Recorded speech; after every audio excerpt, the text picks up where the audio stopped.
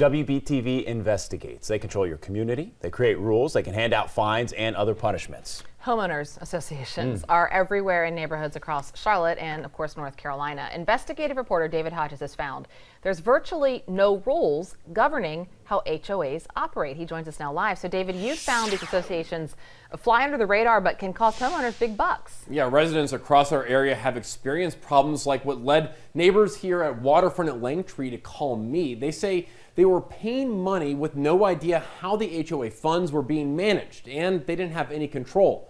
And I found that problem is not just limited to this development. Red flags should go off to anybody. Where's our money going? Homeowners at Waterfront have been asking that question for a year. All they've been given is scribbles of expenses on a yellow legal pad. Financial records are controlled by the HOA, but at Waterfront, the developer, JRN Investments, appoints and controls the board. According to the covenants written by JRN, the company does not have to relinquish the HOA until 2039. Under state law, developers have no requirement to ever hand the HOA to homeowners. So we're kind of trapped, and that's what's very frustrating. They could just run the HOA forever. They can. And now, most developers, they want to build, sell everything, and move on. However, that's not always the case. Charlotte attorney James Galvin represents homeowners in cases involving HOAs. He says there's a clear conflict of interest for developers who build the communities and then are charged with managing HOA fees in the best interest of homeowners. One hat is the developer, who is trying to develop and sell and make as much profit as possible in that community. The other hat that they're wearing is a nonprofit hat. And you might be able to guess which hat they like better. Galvin says that sometimes means developers are underfunding the HOA, keeping fees artificially low and not contributing their part, leaving future HOA boards stuck in a financial pit and facing serious challenges. A lot of people heard about the Surfside collapse, and that is closely attributable to declarant control and reserves. Just having a perpetual state of an underfunded reserve account. Galvin says the problem is who has the power. He says most state statutes help the developers and HOAs, not the homeowners. There are strong lobby groups for the community associations world and for the builder and developer world. And they're sure to get versions of statutes that are favorable to them. There is no similarly situated homeowners association or homeowner-centric lobby group. The lack of laws regulating HOAs is why Waterfront homeowners say they're stuck and reached out to WBTV to force transparency in their own community. Where do you go to hold them accountable is the question. Yeah, that's where we're at a loss. Says some states are starting to take steps to protect homeowners and their money after the Surfside collapse in Florida, and WBTV will keep looking into whether those changes are happening here in the Carolinas, because man, I hear a lot about homeowners associations, and it is really frightening when you just have no idea how your money is being spent. Of course it is. Now, coming up at 7 o'clock on Your Side tonight, we're going to talk about this more and what homeowners should be on the lookout for if they are looking to move into a community that has an HOA. Yeah, we'll break that all down. David Hodges, great work, as always. The fight continues between fed-up neighbors and community developers all over who is going to pay to fix their crumbling roads.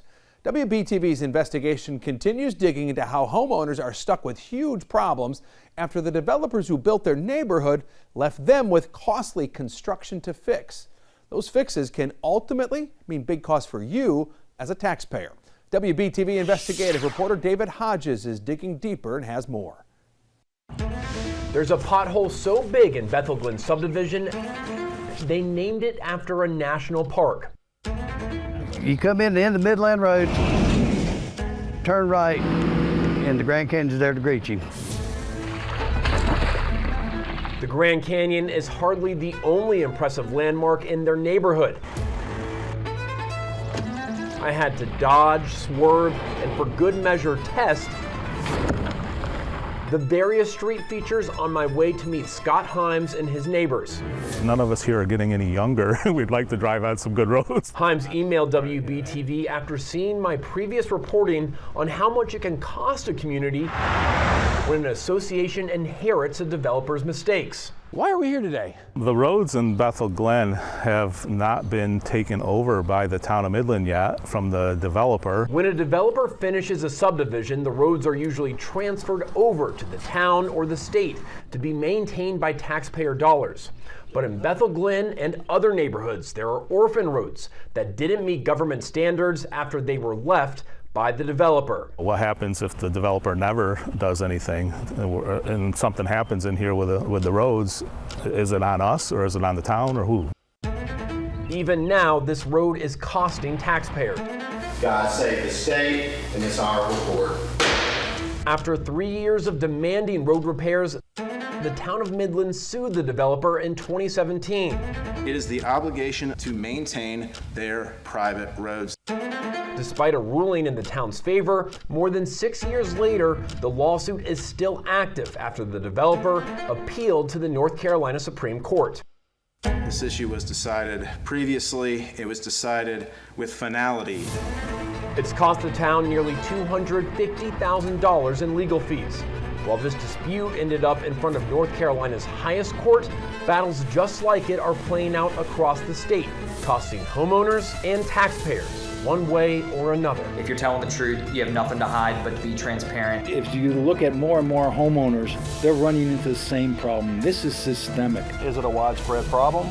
Right? Are we ever going to get our roads fixed? I don't know if it's the county, the developer, or the town. I don't know, but all I do know is it shouldn't be us.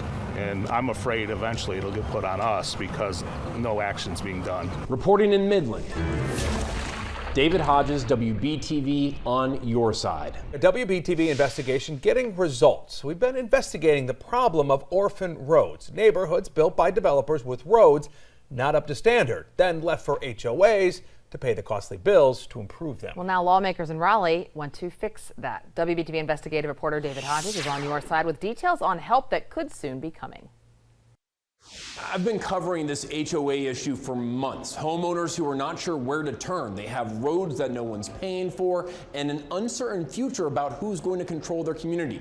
Well, lawmakers in Raleigh have been listening, paying attention, and now they're filing new legislation that could help some of these communities that aren't sure what's next. So at this point, do you elect any HOA board members?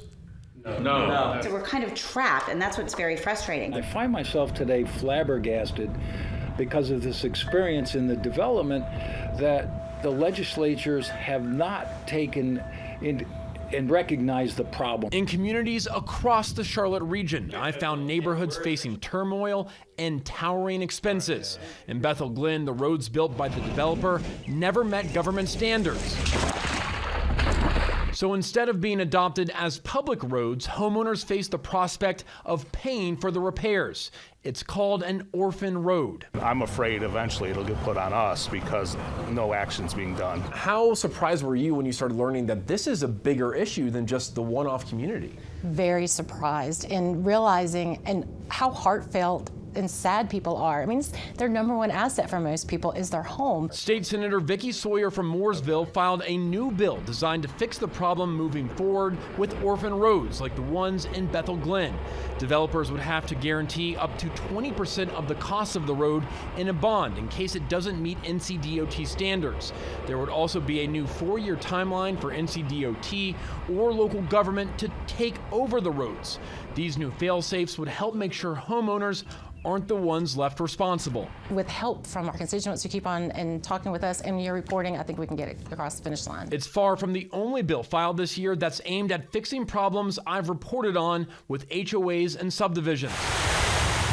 State Senator DeAndre Salvador is working to get money put into the state budget to help make repairs on Grand Palisades Parkway.